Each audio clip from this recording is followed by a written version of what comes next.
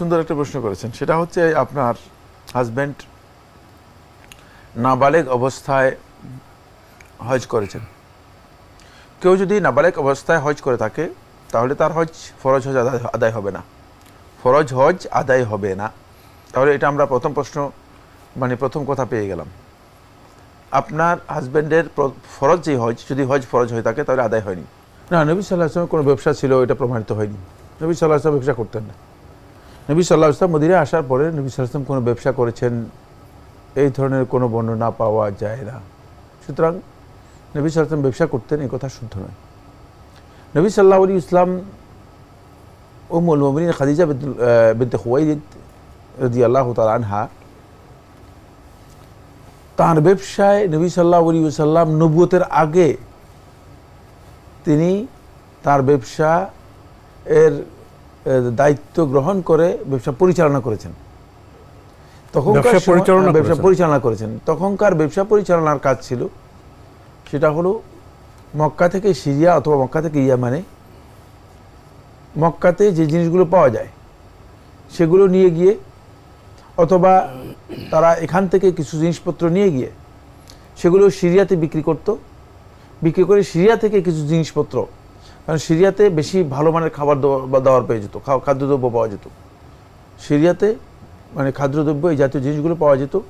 আর অনেক জিনিস পাওয়া যেত, যেহেতু সিরিয়া ওই এটাকে বলা হয় থাকে রোমানদের কাছাকাছি, রোমদের কাছাকাছি। রোমদের থেকে, রোমদের তখন রোম একটা বিশাল সভ্যতার ছিল, পরিচিত সভ্যতা ছিল। তাদের অর্থনৈতিক অবস্থা, তাদের অন্যান্য দিকগুলো ছিল খুবই ভালো। তারা সেখান থেকে কিছু জিনিস সিরিয়াতে আসতো, সিরিয়াতে এই জায়গাগুলোতে আসতো, শামে আসতো। ওখান থেকে এই জিনিসগুলো কিনে এনে এগুলো আবার মক্কায় লোকদের মধ্যে বিক্রি করা হতো, মক্কার বাজারগুলোতে বিক্রি করা হতো।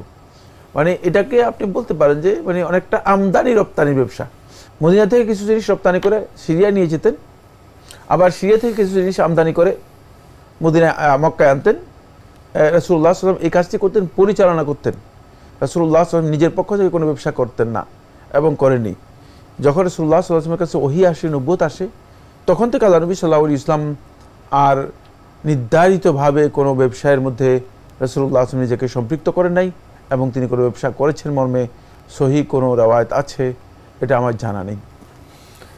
আমরা জানলাম বিষয়টি সম্পর্কে। প্রিয় দর্শক আরও লিখেছেন, এতিম মেয়েকে বিয়ে করলে কি মহান আল্লাহর নিকট সওয়াব পাওয়া যাবে? এতিমকে বিয়ে করার বৈধতা নেই। এতিম কাকে বলা হয় জানতে হবে। এতিম হচ্ছে যার বাপ মারা গেছে, সে এখনো প্রাপ্তবয়স্ক হয় নাই, সে হচ্ছে এতিম। যদি কোনো ছেলে অথবা মেয়ে প্রাপ্তবয়স্ক হয়ে যায়, তার আর এতিম বলা হয় না তাকে। ইসলামী শরীয়তের পরিভাষাগুলো আমাদের জানা দরকার। আমাদের অনেক ভাই বন্ধু আছেন যারা আসলে এই পরিভাষাগুলো সম্পর্কে একেবারেই বেখবর, জানেন না, জানানোর চেষ্টা করেন না। এতিম হচ্ছে, আবার বলছি, যার পিতা মারা গিয়েছে, মা নয়, যার পিতা মারা গিয়েছে এই অবস্থায় যে সে অপ্রাপ্তবয়স্ক, সে হচ্ছে এতিম। এখন অনেক লোক আছে ৭৪ বছরের এক বৃদ্ধা মহিলা বলতেছে যে আমিও তো এতিম। সে কিভাবে এতিম হয়? বালেগ হওয়ার পর তো না, প্রশ্নই আসে না। বলতে পারে যে পিতৃহীন কোনো মেয়েকে, ওটা বলা যেতে পারে, পিতৃহীন বলা যেতে পারে, পিতৃহীন, অভাবী, এই ধরনের কথাগুলো এখানে আসতে পারে, যদি তাও অভাবী হয়। যদি আপনি কোনো অসহায়কে সহায় দেওয়ার জন্য পিতৃহীন এবং বিপদগ্রস্ত অথবা সমস্যাগ্রস্ত কাউকে যদি আপনি সমস্যা দূর করার জন্য তাকে সাহায্য করার জন্য বিয়ে করে থাকেন, তাহলে যদি আপনি এই ভালো উদ্দেশ্যে করে থাকেন তাহলে এটা অবশ্যই ভালো কাজ, কোনো সন্দেহ নেই। এটা তাকে সাপোর্ট করলেন, সহযোগিতা দিলেন।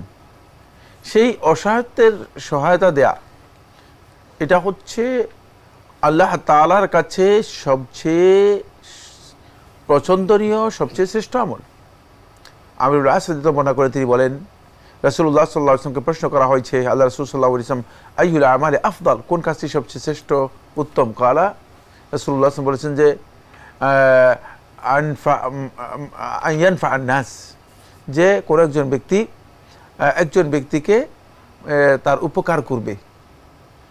যে একজন ব্যক্তি আরেকজন ব্যক্তির অসহায়ত্বে, বিপদ আপদে, বলা মুসিবতে, সমস্যা সংকটে যদি তাকে সহযোগিতা করে, এটি হচ্ছে আল্লাহ তাআলার কাছে সবচেয়ে আহাব্বুল আমাল, না যে আপনি তার উপকার করবেন। যদি উপকারের নিয়ত আপনি করে থাকেন তাহলে আপনি অবশ্যই এর জন্য সওয়াব পাবেন, কিন্তু এখানে ইয়েতিম এই শব্দটি প্রযোজ্য হবে।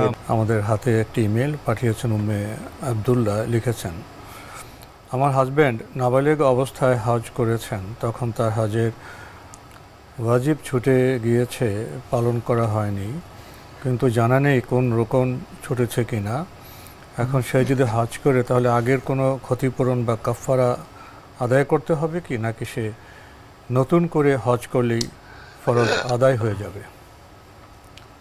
ধন্যবাদ, আপনি প্রশ্ন করেছেন, সুন্দর একটা প্রশ্ন করেছেন। সেটা হচ্ছে আপনার হাজব্যান্ড নাবালেগ অবস্থায় হজ করেছেন। কেউ যদি নাবালেগ অবস্থায় হজ করে থাকে তাহলে তার ফরজ হজ আদায় হবে না, ফরজ হজ আদায় হবে না। তাহলে এটা আমরা প্রথম কথা পেয়ে গেলাম। আপনার হাজব্যান্ডের ফরজ যে হজ, যদি হজ ফরজ হয়ে থাকে তাহলে আদায় হয়নি। দ্বিতীয়, আপনি সেখানে একটি বিষয় যুক্ত করেছেন যে তার ওয়াজিব ছুটে গিয়েছে, তারপরে কি ছুটে গিয়েছে তিনি কিছুই জানেন না। তার যেগুলো ছুটে গিয়েছে এগুলো তিনি আর কিছু করতে পারবেন না। এক নম্বর হচ্ছে নাবালেগ অবস্থা করেছেন, 2 নম্বর হচ্ছে ছুটে গিয়েছেন যেটা সেটাও জানেন না, সুতরাং এর জন্য তার আর কিছু করণীয় নেই, লা বাস, মানে এতে কোনো অসুবিধা নেই। 1 নম্বর নাবালেগ অবস্থা হওয়ার কারণে কোনো নাবালেগ ব্যক্তি যদি কোনো কিছু অনিচ্ছাকৃত ছুটে যায়, এর জন্য ইসলামী শরীয়তে তার উপর কোনো বিধান নেই, তার উপর কোনো ধরনের জরিমানা আসে না, যেহেতু তিনি জানেনই না। নাবালেগ না, মানে নাবালেগ তো আছেই, উপরন্তু কি ছুটে গিয়েছে সেটাও জানেন না। সুতরাং তার এগুলোকে রিকভার করার অথবা এগুলোকে নতুন করে সংশোধন করার আদৌ কোনো বিষয় এখানে নেই। এটা আল্লাহ সুবহানাহু ওয়া তাআলার কাছে দোয়া করবে যে আল্লাহ তাআলা, আমি আগে যে হজ করেছি মেহেরবানি করে যদি কবুল করেন, কবুল করার জন্য দোয়া করবে।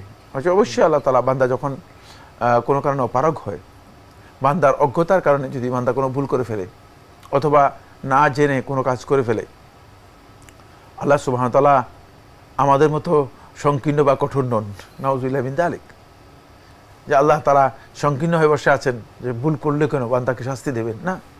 আল্লাহ সুবহানাহু ওয়া তাআলা ক্ষমা করে দেবেন এবং গ্রহণ করবেন। এটা আল্লাহ রাব্বুল আলামিনের রহমত, রাহমাতি ওয়াসিআত কুল্লা শাই। এই কুল মাখলুকাতে যত সৃষ্টি জগৎ আছে সব সৃষ্টিকে আমার রহমত ব্যাপৃত করে আছে। এত বিশাল রহমত, এটা আল্লাহ রাব্বুল আলামিনের রহমত, সব কিছুর মধ্যেই আল্লাহ রাব্বুল আলামিনের রহমত ব্যাপৃত আছে। সুতরাং এই কারণে এখানে কিছু করার নেই। বাকি তিনি ফরজ হজ তাকে আদায় করতেই হবে।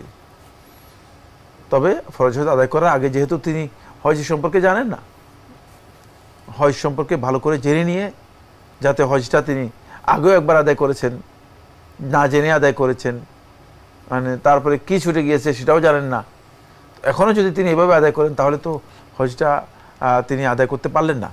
এই জন্য তিনি এখন হজ আদায় করবেন, একটু জেনে শুনে আদায় করবেন, যাতে করে হজের জন্য ভালো করে প্রস্তুতি নিয়ে, ভালো করে পড়ালেখা করে, হজের জ্ঞান নিয়ে তিনি হজটা পালন করতে পারেন, সেই চেষ্টা তিনি করবেন। এবং হজটা যেন হজ্জে মাবরুর হয়, এই টার্গেট করবেন। আমাদের সমাজে আমরা অনেকে আছি যারা হজ করি হজ করার জন্য, হজটা আদায় করে দেওয়ার জন্য, কিন্তু হজটা হজ্জে মাবরুর হওয়ার জন্য, আমার হজটা হজ্জে মাবরুর হোক, এই উদ্দেশ্যে আমরা অনেকে আছে হজ করি না। এই জন্য যেন আপনার হজটা হজ্জে মাবরুর হয়, সেই চেতনা নিয়ে, সেই আকাঙ্ক্ষা নিয়ে, সেই ইচ্ছা নিয়ে, সেই নিয়ত নিয়ে আপনি হজটা পালন করলে তাহলে দেখবেন যে আপনার হজটা ইনশাআল্লাহ হজ্জে মাবরুর হবে।